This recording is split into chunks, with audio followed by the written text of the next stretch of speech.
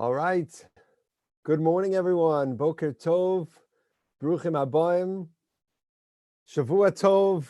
All right, we're new. This is a new level of our technological engagement here. Baruch Hashem, I think now some of you, not only can you see me, some of you I can see. I hope you are safe and well. Baruch Hashem, especially I see Bli Ayin Hara, some of the youngest members of this august group. I'm waving to you. I hope you're feeling good, staying inside. Don't disappear anywhere. Shaffles, good morning. Are you guys in Chicago, in Skokie, in Israel? Where are you, Mr. Shaffle? I see you. One second. Let me unmute you so I can hear you. Say it again. We're in Jerusalem now. Looking forward to your I can't hear him. All right, the audio is not working, but at least everybody can say hello to each other. You can wave. This is like a social outing. There's got to be distancing. I think, wait a second.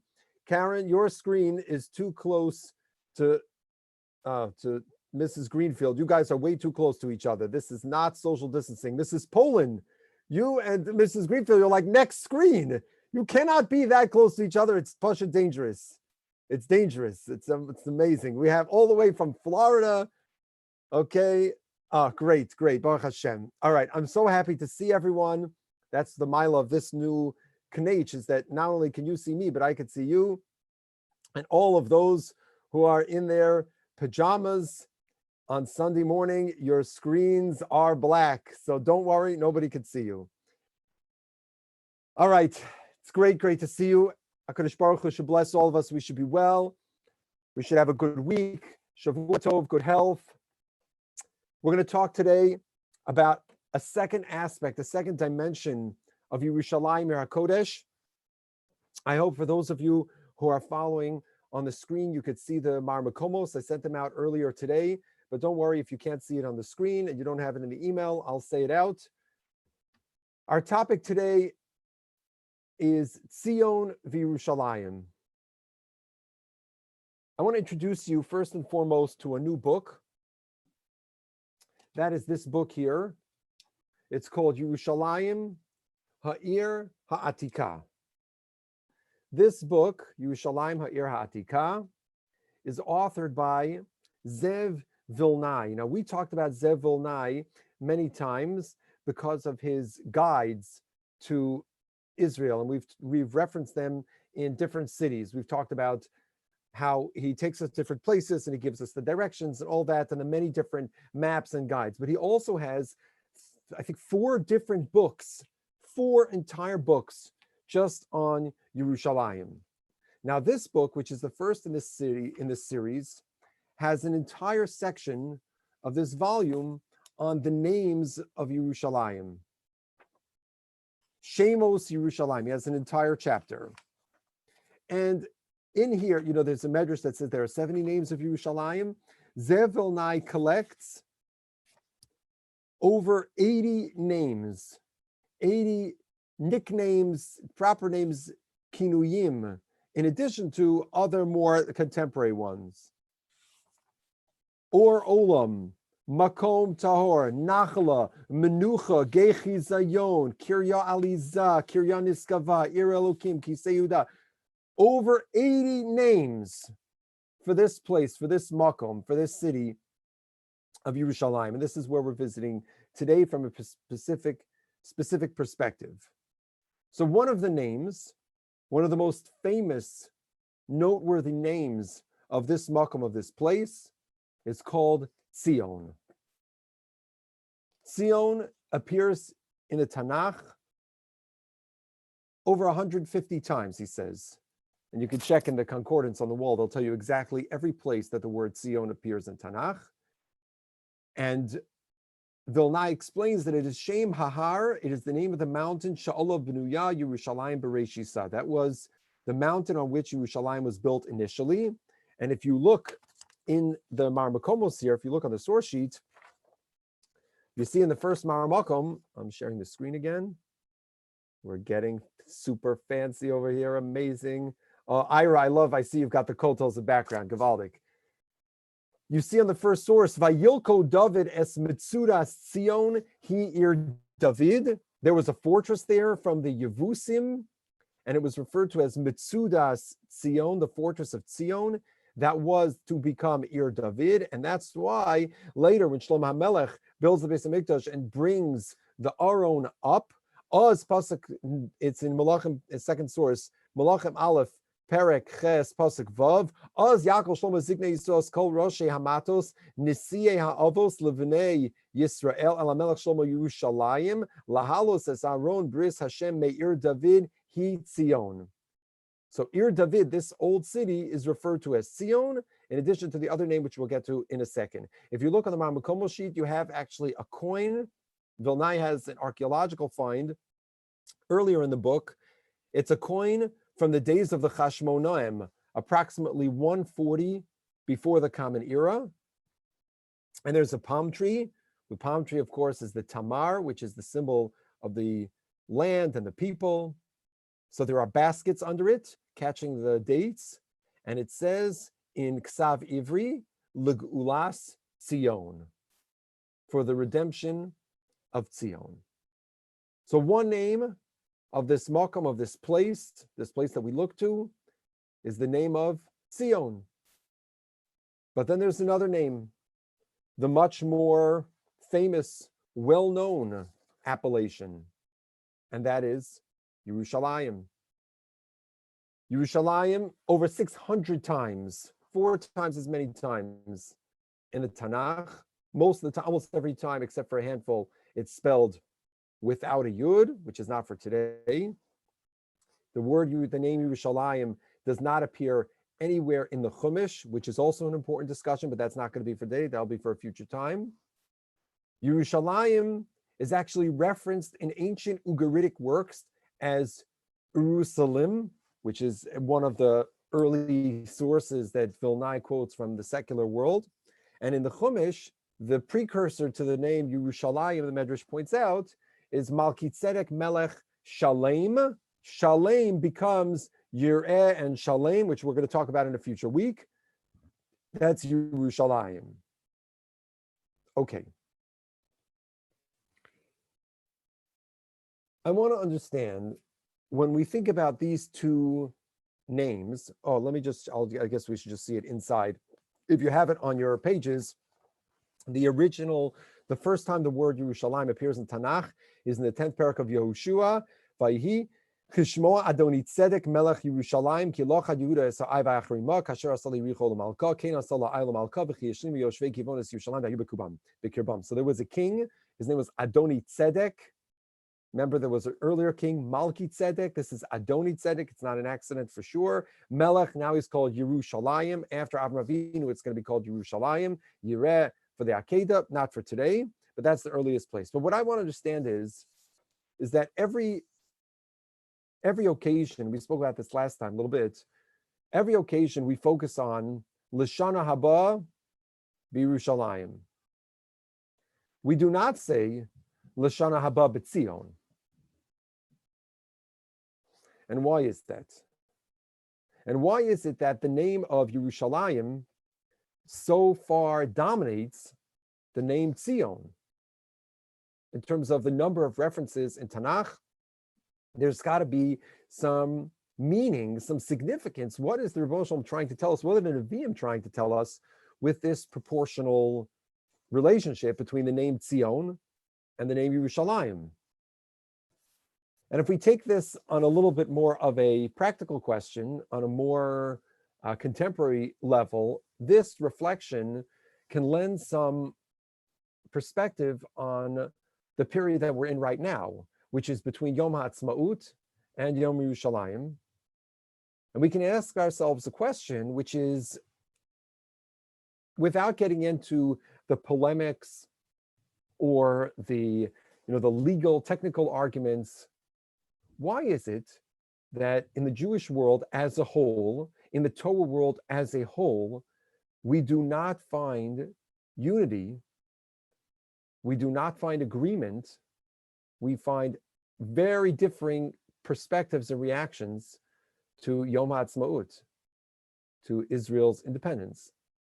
aside from the political issues and the politics of it, there are, and there have been for a long time, differing views, even before the founding of the State of Israel,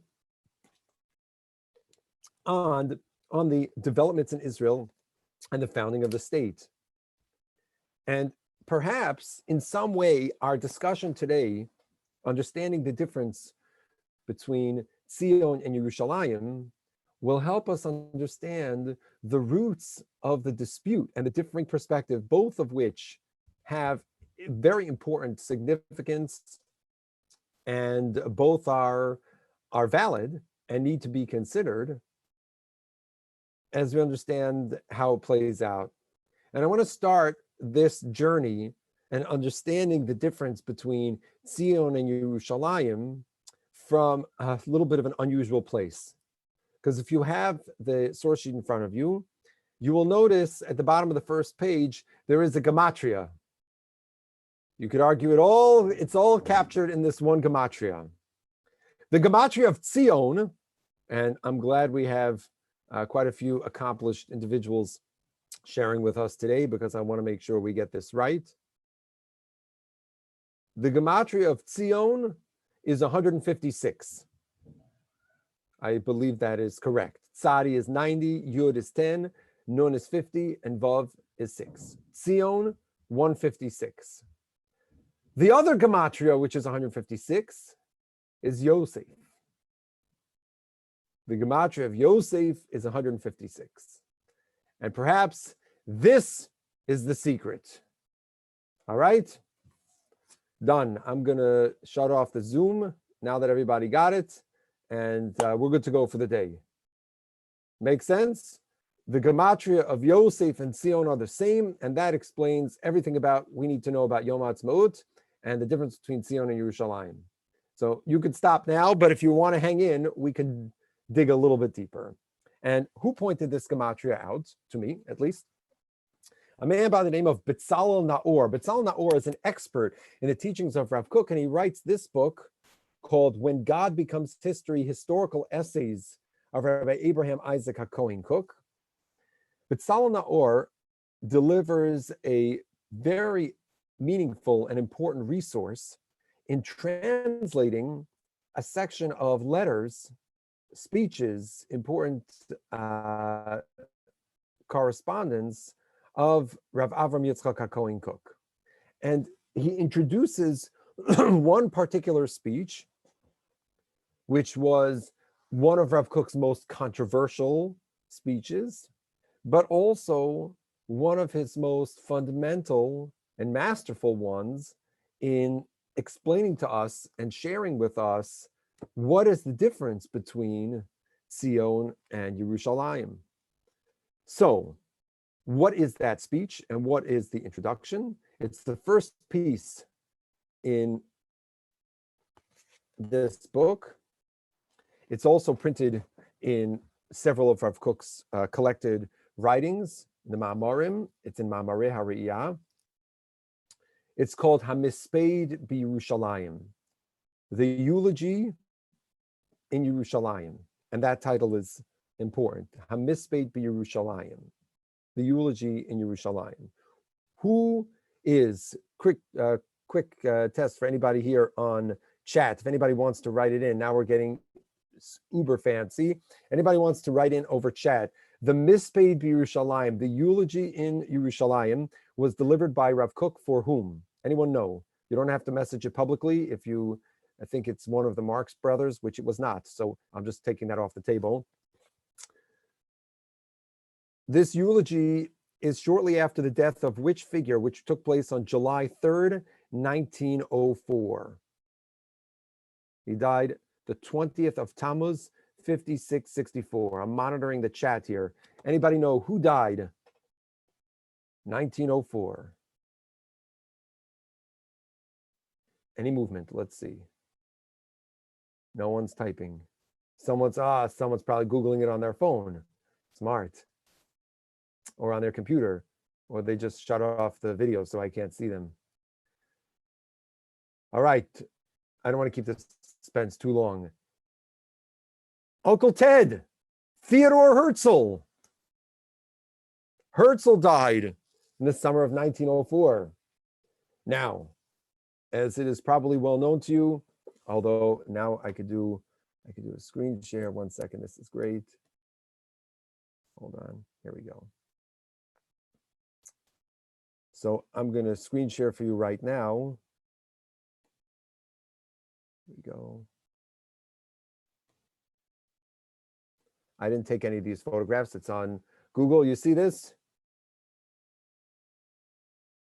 Terrific. Theodor Herzl, you see, is mamish looking very thoughtful. He has a geschmack board. You know, my beard has nothing on this guy. Herzl, tremendous beard, visionary Zionist leader. One problem, very not religious. I think that's an understatement. Not religious. And the Shulchan Aruch says, beferish, that somebody who is an Avarian, somebody who is not within in the contours of halachic observance. Okay, first of all, I will give credit here to Glenn, who did type in Herzl. So thank you on the chat. You're not allowed to be mas with them. And so Rav Kook was faced with a quandary. Rav Kook was not living in Yerushalayim, which is why we'll see it's interesting that it's referred to as the Misped Yerushalayim. But Rav Kook was now in 1904 living in Yafo. He only arrived in Yafo a few months earlier. What does he do? On the one hand, he is the rabbinic face that people look to. He's living in Yafo and connected to the Moshavot. Most of these people not religious at all, and they're looking to this rabbi to give them guidance for somebody who they know, who connects to them. On the other hand, Rav Kook says, how can he give a hesped? How can he deliver a eulogy for a completely secular Jew, even though he made wonderful national contributions? So Rav Kook was really stuck in a quandary. He decided to deliver a hesped, a eulogy for Herzl, but it's a very interesting eulogy in that it never mentions Herzl by name. Rav Kook speaks in general terms about two different concepts, which we'll see in a minute. But this got him into a tremendous controversy, one from which he did not back down. But the idea that Rav Kook introduces to us is crucial for understanding our distinction. Because if you look on the source sheet, and I will pull it up again on the shared screen if you don't have it in front of you from the email. Where is that? Here we go.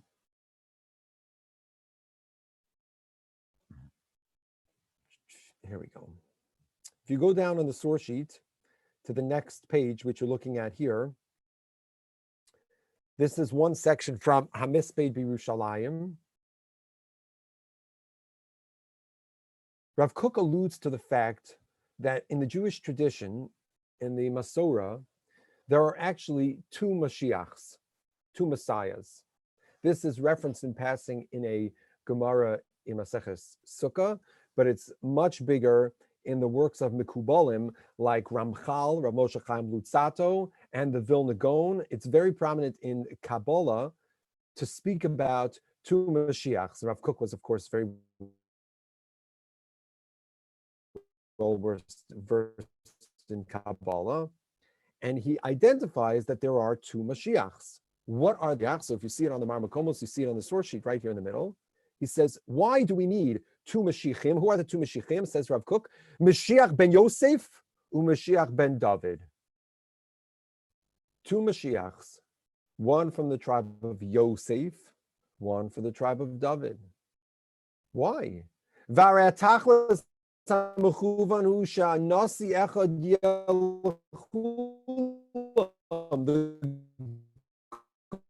goal is that we should have one prince, David HaMelech. Says Rav Kook, not so fast, not so fast. We need two Mashiachs. Because HaKadosh Baruch Hu says the same way, Kishem Shiyatzar, third line in the paragraph, Hashem Yisbarach ba'adam haguf v'haneshama, just like HaKadosh Baruch Hu created within man a guf, a body, and a neshama, a soul. Ulumasam, parallel to that, hakochos, the drives, the motive of the body, of the physical, to keep it stable on its fixed state, l'shachlalo, to develop it, ulufoslo, to open it up, and also v'chein kochos hamachzikim koach haneshama ruchanis, to keep the spiritual. Just like God gave us a physical body and a spiritual soul, he gave us two different motivations, sources of inspiration. He gave us two different qualities or characters. Let's talk about it in the caricatures of people, of men. You have some guys, like let's use yeshiva bachrim. There are some guys who their yeshiva experience, they're the guys who have like a million keys. They're always the one arranging the table and opening the chadar ochel and making sure that the snacks are delivered, and they're making sure that there's the gap. They're coming, they're going. For those of you who I could see, if you know such guys, if you know what I'm talking about, that tipus, the guys, they're busy, they're going, then when they grow up, they don't become the rabbi, they become the gabbai, or the chairman of the security committee, or they're the Hatzalah guy. They're going, they're doing. They've got this, George, you're smiling. We know such people. They're out there. They're doing. You try to put them in front of a Gemara for 6 hours and they go out of their kalim. It's not for them. It's not for them. You tell them, go sit outside and meditate on the lawn. It's not shaykh. What are you talking? Meditating, sitting on the lawn. They have such ants. That's not for them. But if you give them a construction project, you tell them, go plant the flowers in front of the shul.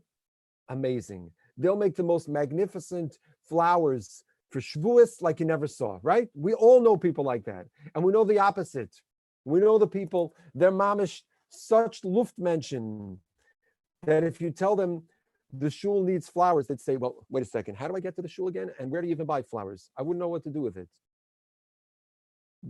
You put them in front of Gemara, they're the happiest people ever. You put them in front of a Tehillim, I'm happy to read Tehillim all day. Don't give me keys. I don't know which key goes to what. I can't get in the front door. I'm knocking on the door. I knock on the wrong house.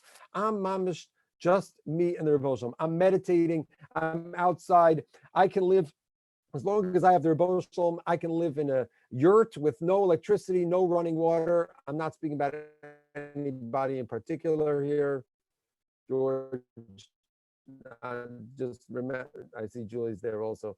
We're just saying theoretically, there are some bad Gashmias. Running water, they didn't need that for 1700 years. We don't need that today. You know what I'm talking about? Like, Gashmias is not their thing. Rav Kook says there are different kinds of people. There are different forces in the world. There's the force that brings the shleimus of the physical, that he writes on the next line, we need a physically strong body. You can't have someone who is going to be, and Rav Kook writes this elsewhere, who's going to be a big Talmud Chacham, a force for light, but they don't have health, Rahman al-Islam. They need to take care of themselves on a physical level. But we need, of course, the neshama needs to be bria, healthy, alive, mishuchlal. Initially, go to the next paragraph, says Rav Kook, initially, these two general forces, they were prepared b'shnei hashvatim, in two different tribes, shehuchlu limloch b'Yisrael, Ephraim and Yehuda. There were two kingdoms. That was by design. There was Shevet Ephraim, that was the northern tribes, Shu Klal Yosef, and there was Yehuda. Just like says Rav Kook, Maisa of a similar bonum, Yosef was the mashbir. Yosef was the man who was the politician.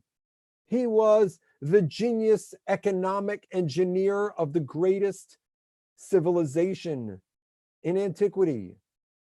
Yosef was a political genius, a social architect, an economic tycoon.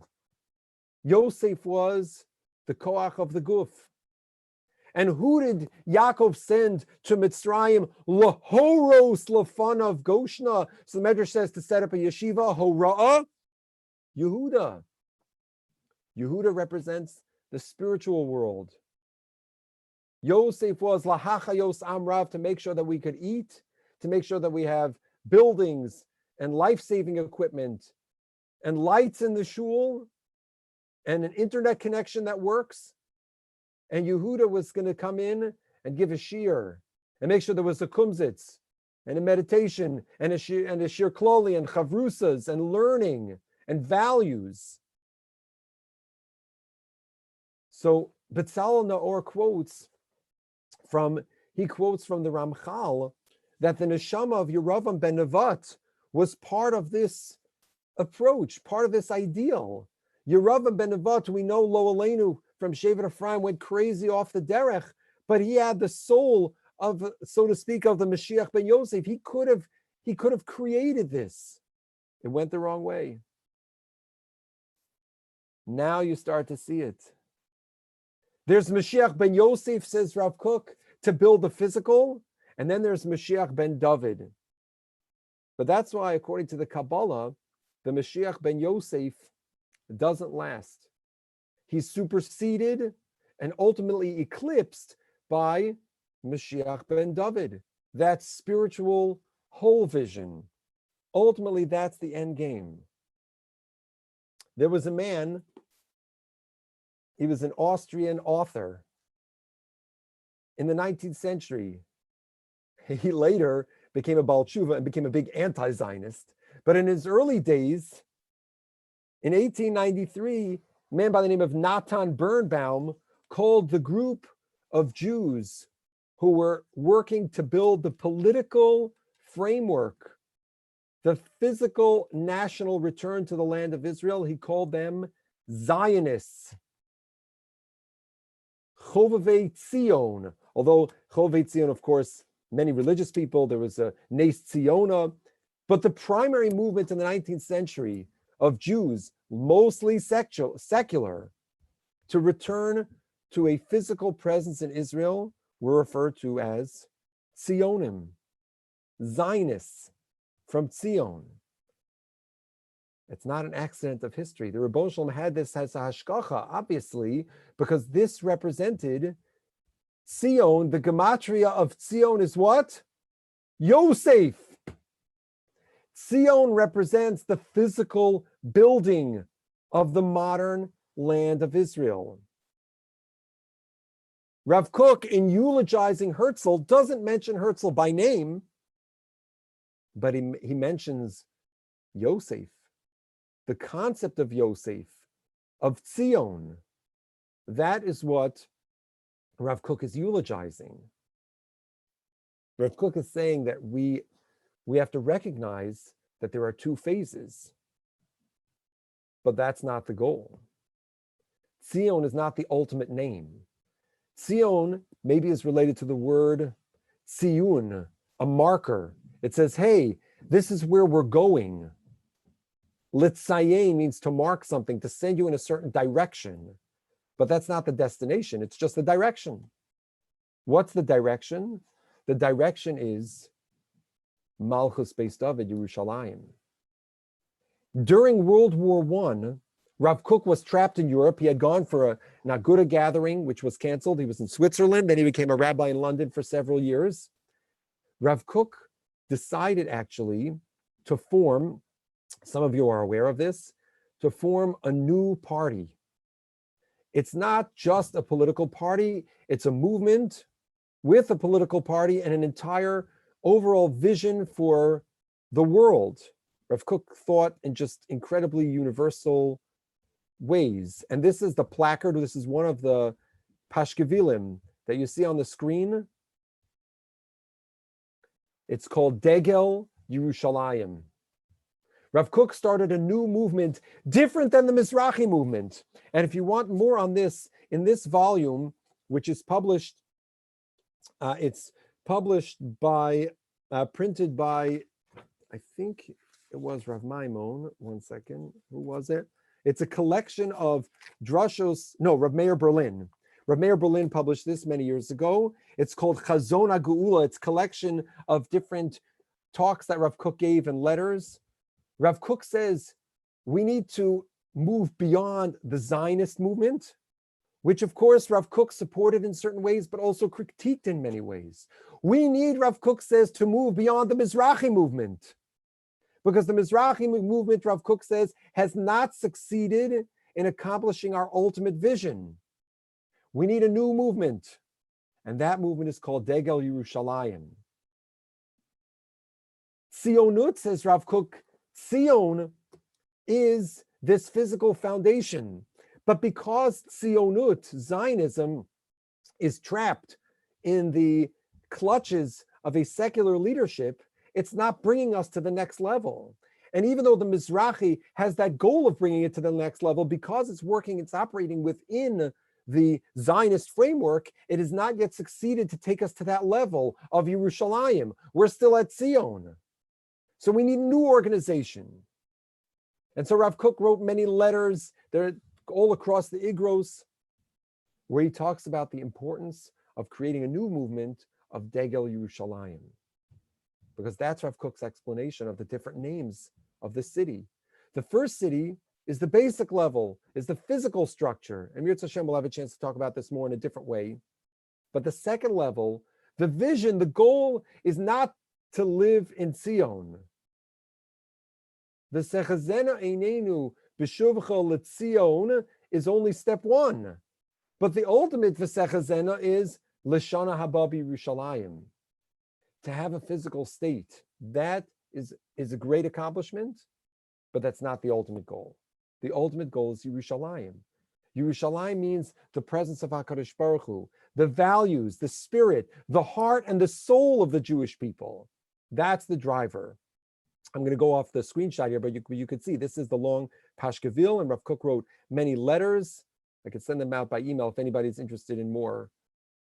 But this perspective now explains to us not just the different names of the city, that Zion represents the physical building and Yerushalayim represents the spiritual fulfillment, the ultimate all-encompassing vision. This is why Rav Kook wanted to start the Merkaz, the Yeshiva Merkazit Olamit, the unified yeshiva, the universal yeshiva. He wanted to have one universal rabbinate, one spiritual vision that's going to encompass and it's going to innervate the political system. It's all going to be one. But it didn't happen because we're not there yet. We're not yet at the ultimate vision, but that's what it is. The ultimate geula is Rav Kook's Degel Yerushalayim. The Yerushalayim should influence all of society, all of life.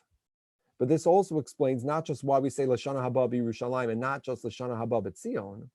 It also explains why there has never been unity around Yom HaAtzmaut.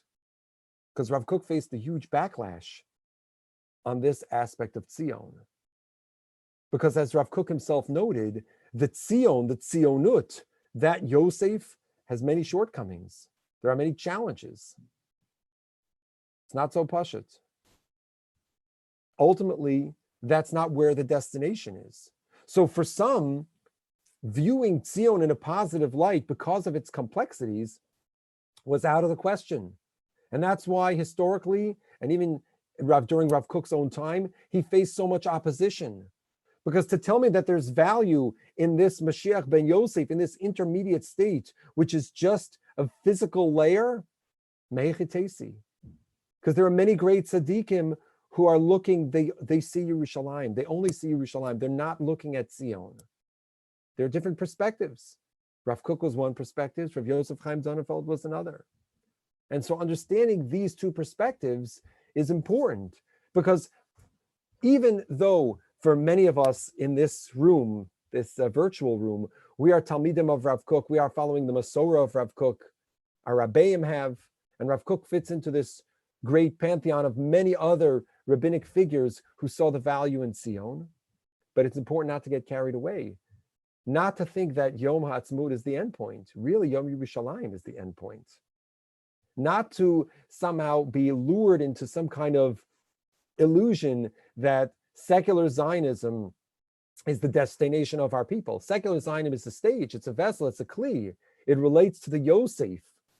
But we have to be careful of its dangers, that it shouldn't become like Yeravam ben Nevat, which Rav Kook identified as a potential hazard for many people who did follow that errant path.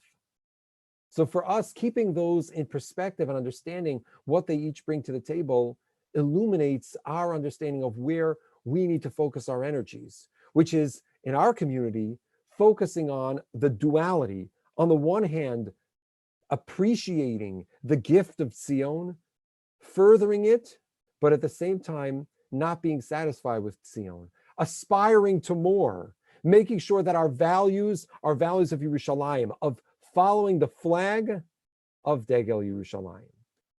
Halavai, that name, Yerushalayim, we now understand why it's not Zion that's the majority. Zion is 150 times, but Yerushalayim is 600 times.